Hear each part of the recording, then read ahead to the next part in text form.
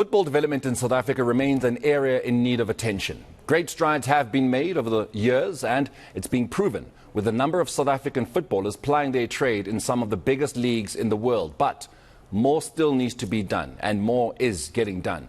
German club Arminia Bielefeld is looking to do its part for the cause. The third division side is in the country for dialogues with business institutions about the development of the game. Joining me now to discuss all that is the Chief Executive Officer of Arminia Bielefeld, that is Christoph Wortmann, and former Bafana Bafana and Arminia star Delron Buckley. Gentlemen, a very good morning to you. Thank you so much. Thank you for making the time to wake up so early on a Friday when you've already got such a long day. There is a gala dinner happening a little later on tonight, but thank you, appreciate it. Christoph, I want to start with you. This is not Arminia Bielefeld's first rodeo in South Africa. There was a time where you guys came in partnership with your former coach, that being Ernst Middendorp, a couple of years ago when he was still the head coach of Maritzburg United. What is it about this country that keeps bringing Arminia Bielefeld back?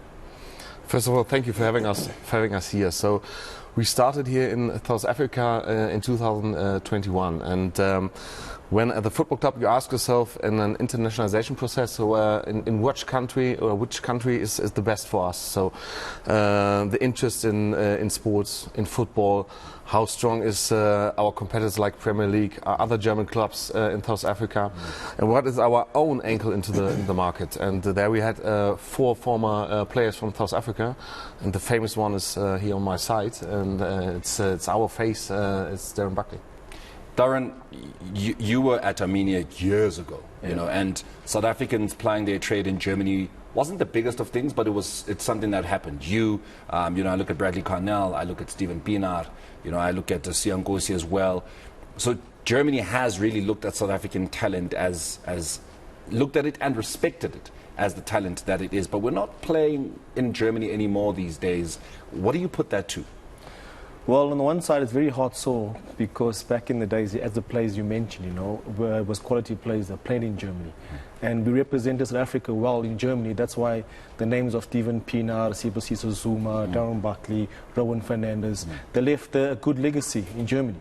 And it's just, as I said to you, it's hard so because you hardly see any players now going to overseas, especially to Germany, which I don't know what the case is. Maybe they feel very comfortable here in South Africa to play for Sundowns or Pirates and Chiefs and so on, because the money that they're earning, they feel very comfortable. But they don't see the bigger picture. Bigger picture meaning playing on the top level, where's Champions League, where's UEFA Cup, and so on, with big name players. Christoph, your assessment of South African football development, you know, you're saying that you've started this project 2 years ago. In that time, what has been your assessment of development in this country, and where do we need to improve? For us, it was important not to behave like maybe other Champions League clubs, because this couldn't be our approach. Fly in, fly out, maybe ask for money. So what we want to do is to go into the townships, develop young children, footballers, not only in football skills and mental skills, go to the schools, and this is what we do and did in the last years. We developed more in the camps with more than 1,000 kids here from South Africa. This is what we want to do and to do in the future as well. This is what we can do, this kind of knowledge transfer. For example, in Germany, our U17 team won the German championship. It was not Bayern Munich or Borussia Dortmund, it was the small club Arminia Bielefeld. So it means we can develop young children, and this is what we want to bring into South Africa and to the children, to bring something back. I think this is more important. And the next step could be a football school on a daily basis. This is why we are here now, and to work on this next level, next projects. Yeah. A football school on a daily basis. If we look back in your days, we used to call that the School of Excellence. That is not happening anymore, you know, but various government departments, along with the education department as well, are trying to bring school sports back and to have that focus, you know, on that development. We're seeing what development is doing with the rugby. We've just won the World Cup, but we need that more in football. Talk to me about another point that Christoph thought that was important, was helping with the mental aspect for the players. And it raises an alarm for me, because one of the leading stories right now from South Africa is Lyle Foster, Yeah. He's struggling out in Burnley. He's struggling out in England, not with form because he's scoring the goals, but he's reflected and he's realized that his mental health has deteriorated. And it could be a number of things. You know, he's lonely out there. He doesn't have his family out there. He doesn't get to see his family that often, given the busyness of the Premier League. As somebody that spent years out abroad, talk to us about the difficulties of dealing with your mental health when you've only but got yourself out there. Well, from my point of view, when I left in 1994 to go to Germany, I remember Germany wasn't a cosmopolitan country. No one spoke English. So now me as an African going to Germany can't speak a word of German. And now I got to communicate in German. It was a mission. You know, the first 2 years, it was very difficult. There was nights where I would cry. I want to come back to South Africa, but on the other side, in my head, I wanted to be the professional footballer. Now, this is something which Bielefeld are doing very well since the past years, coming to South Africa, going to the rural areas, to the townships, you know, teaching these kids that you know, that kind of German mentality, you know, to have that kind of way of when we go as coaches to coach them, not only training them, but also teaching them the German mentality, you know, how to take responsibility, you know, how to take care of yourself, what you have to do to be on time when it comes to training, and so on. And this is the big effects, which is very, very, very important. And I think that's why the 20 years I spent in Germany was successful, because I wanted to be a professional footballer. All the ups and downs I went through, there was a phase, a time where I couldn't take it anymore. You know, I wanted to stop football. But luckily, being a South African, having that little bit of that German mentality, kept on pushing me to play 20 years there in Germany.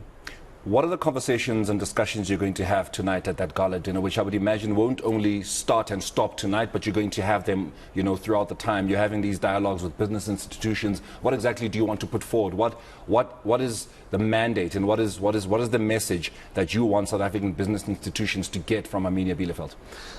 To be honest, we are very proud to be partner of the event and the gala dinner tonight with the Chamber of Commerce. And we want to present the brand, first of all, and we need some help to do the next step in the market, to be honest. There we are looking for partners who can help us, and are willing to help us and to go into the townships. So when you want to create a football school on a daily basis, it costs some money. So you mentioned before, now we are in the third division in Germany. So it was a tough time and hard work in the last month. But we want to stay here and be sustainable in South Africa. This was not a second we thought about it not to do it anymore, but therefore we need some help for the future. That's it.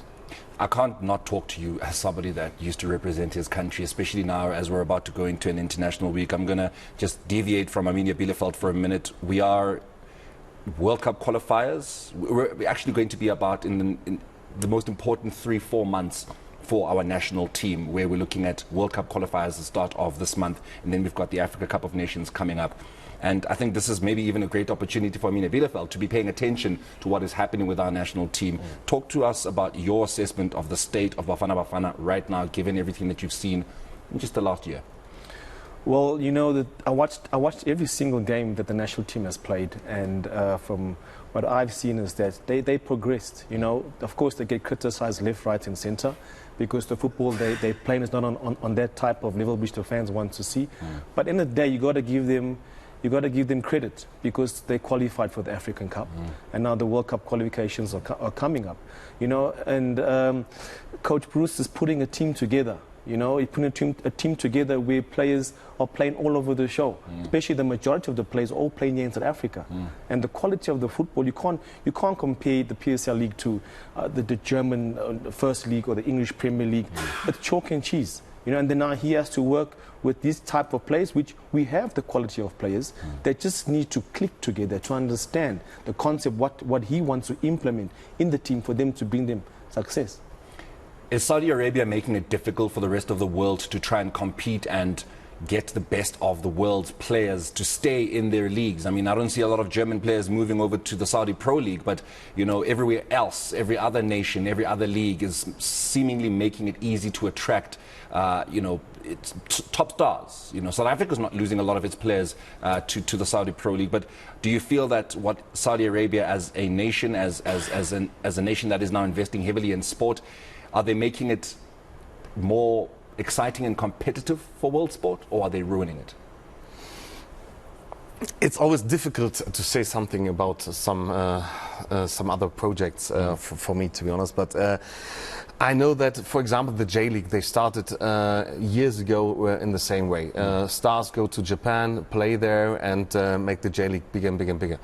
So it could work, to be honest. But I don't know if the stars are there because it was their dream to play in this country. I don't know, to be honest, or if it's because it's the last days of their football career and play a few weeks there for money. So, and I don't know if it really helps the country to grow in football if you do it in that way. So because at the end they buy the success in. So I don't know.